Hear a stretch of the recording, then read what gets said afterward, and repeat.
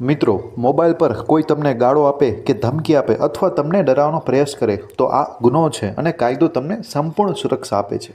ચાલો સમજીએ. તરત પુરાવા સાચવો.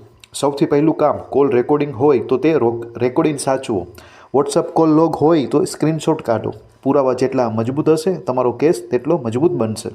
સાયબર સેલ અથવા નજીકની પોલીસ પાસે ફરિયાદ કરો. ધમકી ફોન પર આપી હોય, ઇન્સ્ટાગ્રામ કે વોટ્સઅપ પરથી હોય, અજાણ્યા નંબર પરથી હોય, સાયબર સેલ અને પોલીસ બંને પાસે ફરિયાદ કરી શકાય છે.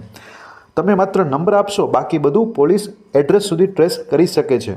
ડરશો નહીં, કાયદો તમારી સાથે છે. એક પણ વ્યક્તિને તમને ફોન પર ગાળો આપવાનો કે ધમકાવવાનો હક નથી. BNS મુજબ આ માટે જેલ પણ થઈ શકે છે અને દંડ પણ લાગી શકે. તમે એકલા નથી, કાયદો તમારી સાથે છે.